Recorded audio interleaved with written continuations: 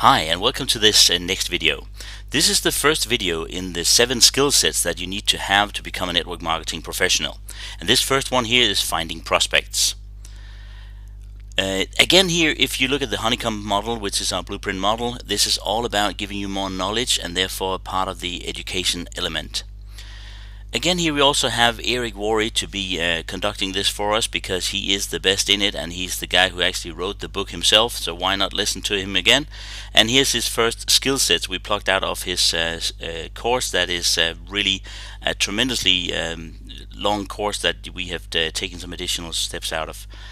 So here we go. Let's let Eric go on with skill set number 1, finding prospects. Finding prospects. I was shocked to learn that this was a skill. I didn't know this was a skill. Isn't it kind of interesting to think of it as a skill, finding prospects? I thought this was like a natural resource. You either had it or you didn't. People won't join network marketing because they don't think they what? Know anybody. It's not about a natural resource, it's about a skill. People think, well, if you know a lot of people and if you're influential, well then network marketing is yours. But if you don't know a lot of people and you're not influential, you can't succeed. This is a skill, it's not a natural resource. It's a skill. Learning how to find prospects. So here's what posers do. They make a mental list. They think of some people. 80% plus start here. They make a mental list. Yeah, I know I should write it down, but I got it. It's right here. It's right here. I got it. Everything I need, it's right here. You're not the boss of me. Back off. Amateurs make a written list.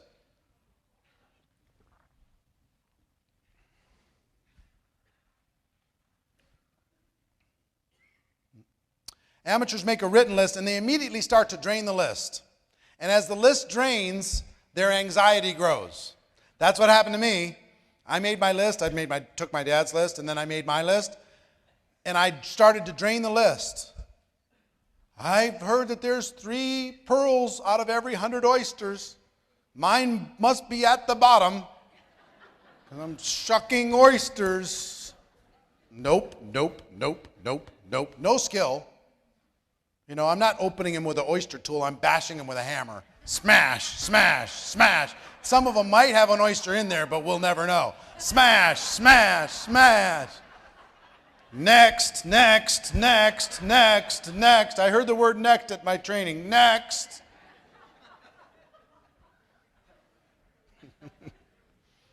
Smashing in every direction. Hulk smash.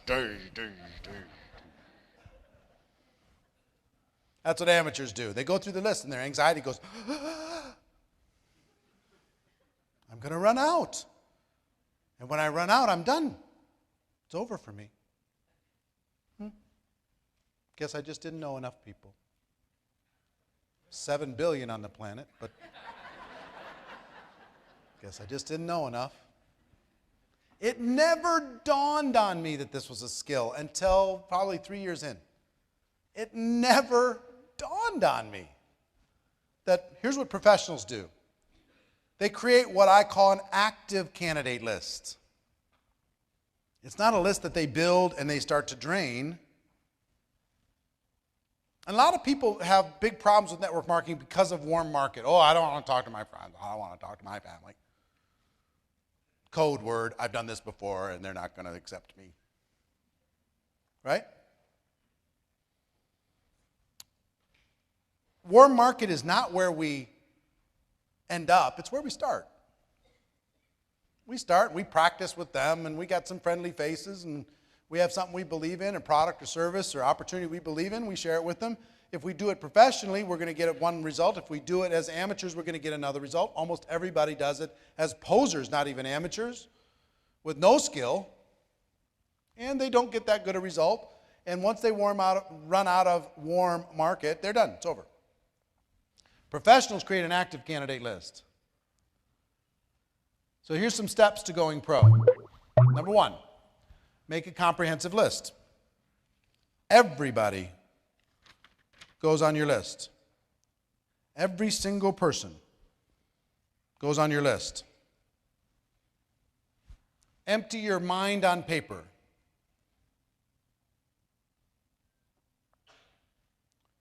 They go find every list they can possibly find.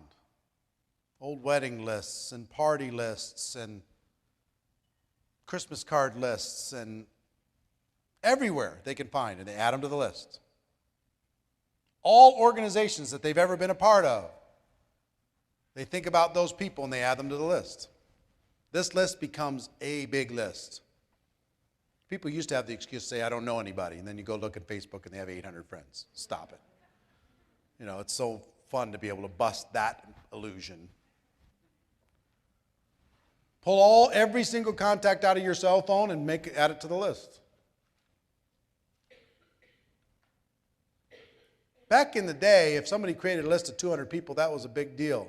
Now every one of your kids has a list of 200 on their cell phone. Go into your email, pull all the people that you know in your email, add them to your list. Then go to social media, and don't be a poser or an amateur, but add the people that you actually have some interaction with to your list.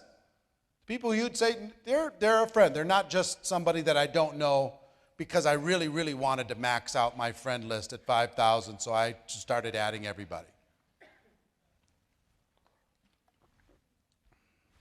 So, social media, add those people to your list. Do not prospect them there.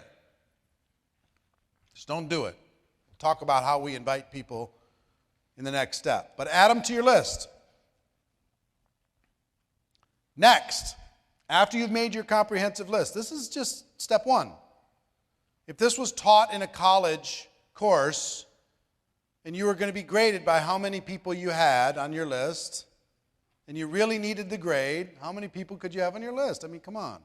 We play these little funny mental games. If I gave you $1,000 for every person you put on the list, how many people you could put on the list? I mean, all this stuff just to get you to do what you should do because you're acting like you're in 6th grade and not in the real world. I mean, come on.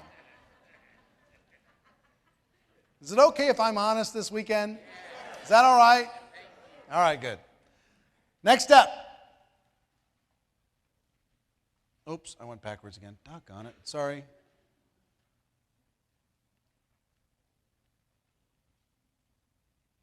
Totally my fault. Next step.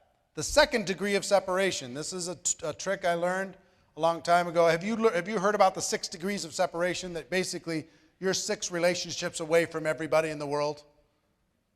You know somebody who knows somebody who knows somebody who knows somebody who knows somebody who knows somebody who knows any other person. I don't know if that's actually true.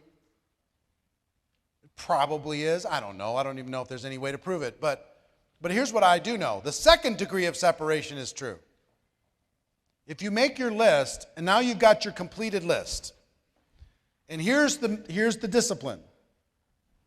Look at that list, and if Mike's on the list, say, okay, who does Mike know? And if you can name anybody that Mike knows, that means you know them. See what I'm saying? The second degree of separation. So I go to Janice, I think about Janice, I say, well, who does Janice know? Well, she knows this person, this person, this person. Oh, well, that means I kind of know him too. So it opens up a different part of your brain. The second degree of separation. Look at your list. Think about the people they know. Next is constantly expand your list. Constantly expand it. You're going to make your active candidate list. And if you freak out on a bunch of this, it's in here. As you're getting writer's cramp. It's all right here. You find a chapter on this whole thing. Okay? So Gina's in the front row with a highlighter. She's going, okay, highlight. That's a little easier. Okay? But if you want to take your notes, I want you to take notes based upon, I want you to train it. Okay? But it's in there anyway. What the professionals do is they develop the discipline of adding 2 people every day. At least 2 people to their list every day. 2 people a day. 2 a day, 2 a day, 2 a day. And you're already meeting people that could go on your list.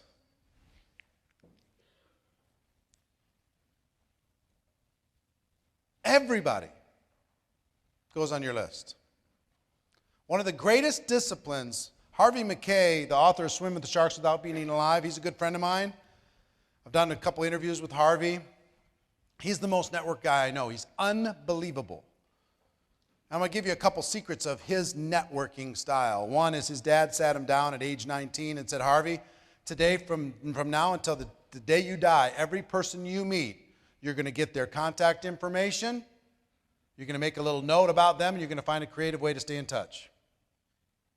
Every person you meet, forever. Today his list is about, and these are just organic lists, not Facebook friends, 14,000 people he has contact information from. 14,000. Now think about, here's one of the things where I have to forgive myself. Because I've been bad at this my whole career. I'm terrible. If I would have started at age 23,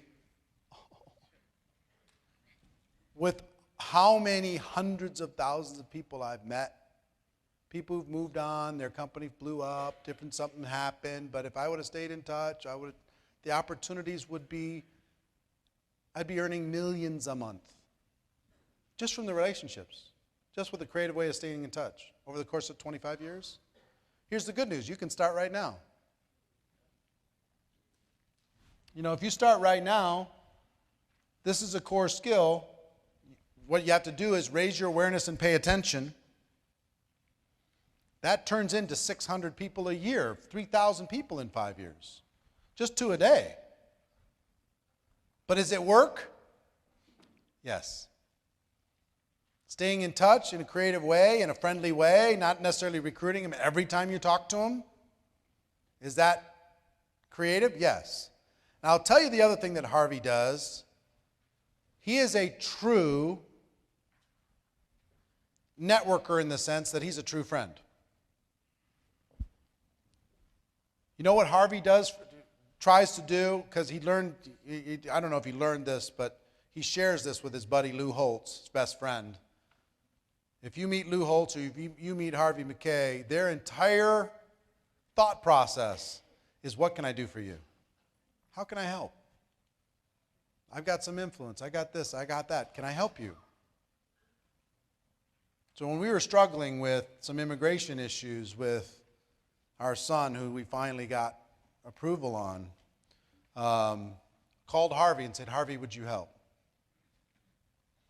Just as, you know, is there anything you can do? Harvey went to work.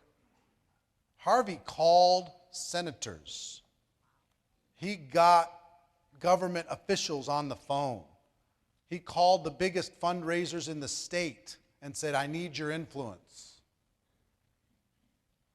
Now, that process wasn't actually even successful because there were some laws involved with the way everything happened. But I'll never forget it. Never forget it. If Harvey wants something from me, he's got it. Done. Wants me to promote his book? Promoted. Consider it done. He's my friend, man. So if you look for ways that you can contribute to other people's lives instead of just recruiting them all the time on your list, you will become one of the most influential people in the world. People will not only just be asking, but they're looking for opportunities to give. And Harvey does this, and he never keeps score. He never in his mind says, well, you know, you didn't really pay me back for last time. Never keeps score. He just looks for opportunities to serve. And he serves higher and higher influential people. When they wanted to create the Mall of America, he was the guy who came in and helped. When they wanted to, hire high-level people for the University of Minnesota, he's the guy who came in and helped. I mean, he's served on so many charitable boards, and this, in about 3 weeks, he'll be standing in front of Target in downtown Minneapolis, ringing the bell for the Salvation Army, 80 years old, ringing the bell with his little tin cup at 20 below zero. Because that's what he does. So think about going pro and adding people to your list and then contributing to their lives. You with me? All right, so let me summarize here. 1, network on purpose. Oh, I'm sorry, there's one more thing before I summarize. The 4th area is the network on purpose. Don't hide, get out there. Decide to become a citizen of the world. Get out there, meet some people, shake some hands, say hello. One of the exercises that we did in the last 2 years, and I can't do this year, I wish I could, I can't do it. Here was the exercise that we did during the lunch break, is we gave people a scavenger hunt form. And we had people pair up with somebody they didn't know. And the scavenger hunt form was filled with different kinds of people. You had to find a mother with 7 children. You had to find somebody who owned a horse. You had to find somebody who owned a Lamborghini. You had to find somebody who was a millionaire. You had to find all these 30 different things. One was an astronaut. You had to find an astronaut. And you got 2 hours, ready, go. And we did this down on the strip. So you can go out in the street. People went out in the streets. They went everywhere like crazy, just finding out that if you get out there, you could just say hi to people and have fun, and it's fun. You have a good time. And we had, 4 people that had 29 and 1 or 2 people that had 30? They found an astronaut. Are you crazy me? It's like, what the heck? In 2 hours, could you create a game and go meet 200 people in 2 hours like they did? And all they did, let me tell you something, all they did is they brought their list out and said, hey, I'm involved in something, we're having fun, I've got this event, do you meet any of these criteria on this list? And the person would say, well, yeah, I'm that one. Will you sign it to just prove that you did it, that you were the one? Yes, okay, I'll sign it. Could you not play a game with your organization, say, we're going to go out, and I've got to prove that I met 100 people and I made friends with 100 people over the course of one weekend. Would you be one of my 100? Will you put your email address and I can just stay in touch, let you know how I did? Hey, could you play around with this and network on purpose? Yes, the answer is yes. That exercise shocks people. The reason why I can't do it here is we're at the Green Valley Ranch and the hotel would kill me. Down there, people could get out of the hotel. When we did it at Monte Carlo, it lasted about a half an hour before everybody said, hey, out on the street, you crazy people. Because, we were hitting every blackjack table, hold on, every restaurant, the whole deal. So don't hide, get out there. Have some fun. Join a new gym. Start a new hobby. And don't just start it and just say, hey, I'm glad to be on the bowling league. I want to share an opportunity with you in our first game. I'm saying get out there and live a bigger life. When the time is appropriate, professionally, you can let people know. But here's what I do know. If you make friends, friends know what the other friends do without you having to pitch it. They know. They'll say, how's this working? What's going on? What are you doing? And then you can tell them, now you're not the one being the predator. Volunteer for an important cause. That'll change your life. And when I say volunteer, I don't just mean, go do, meals for kids or something and you fill up some meal bags to go through this exercise. I'm saying volunteer your influence. Go raise some money. Volunteer. Don't just sit at the soup line for 3 hours and go home to your Thanksgiving dinner. Raise money for 3 months to pay for the soup line because you are more powerful than somebody just going to ladle out soup. And you can ladle out soup. Do it. That'll help you. But you're more powerful than that. The causes will be an amazing thing. You're going to learn a little bit about what we're doing tonight. Meet some new people. Get out there. Last thing, really important, Become interesting. Become interesting. Well, I'm not very interesting. Change that. Become more fun. Become more interesting. Become a little bit more outgoing. I'm an introverted person by nature. True story. True story. My friends will tell you that's true. Let me give you my definition of extrovert and introvert. Okay? Extrovert goes into a crowd like this, they get filled up with energy.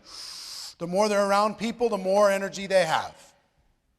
The introvert goes into a crowd like this, and they're immediately like your iPhone battery. They start going, whoo. And you know how they charge back up? They get alone. They stare at the wall. You know what I mean? That's me. When I'm done with this, I'm up for this weekend. I am all in. As high octane as I've ever been in my life and will ever be, maybe. But what I will tell you is, come Monday, don't call me. On Monday, Tuesday, and Wednesday, I'm going to be sleeping. I'm going to be drooling and staring at in the corner. Slowly, the battery charge is going to start in my toes, and it's going to work up to my head.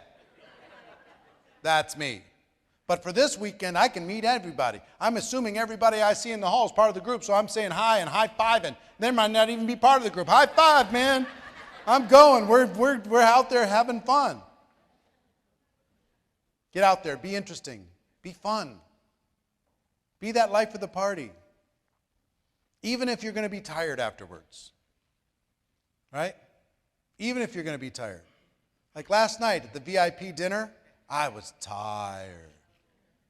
But I still went around to every table, and we took pictures, and we high-fived, and we had fun, and overlooking the fountains in the Eiffel Tower restaurant. It was just amazing. Awesome. But I needed to go back to my room and stare at the fireplace for a little bit. Last night, I really did. Marina's like, you okay? I'm like, I'll be okay. I'll get there, because it was 12 hours. 6 hours on Wednesday, 6 hours on Thursday, plus 3 hours last night. Battery was a little empty, but now I'm good, good to go. So become interesting, become fun. Go get out there. Now, so 1, you're going to make a comprehensive list. 2, the second degree of separation. 3, constantly expand your list. And 4, network on purpose. Network on purpose. Got it? This is a skill. And we'll know if you're serious about this skill, if by the end of this weekend your comprehensive list has been reborn. One of the best things I would suggest everybody do at every single event, redo your list. Make a fresh list. It'll refresh your brain looking at the old tired list. Make a new list. Think about the second degree of separation. Think about how you've expanded or what you're going to do to expand it. And I know I've got somebody who's really becoming a pro if they're adding 2 a day. Network on purpose. Get out there. Become interesting. Become fun.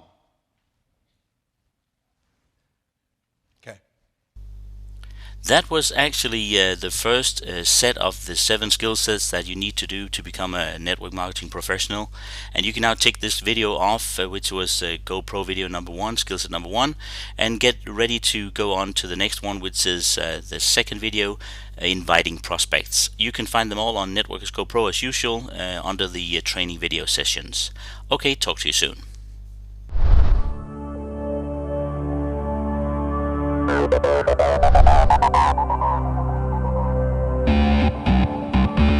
Thank you.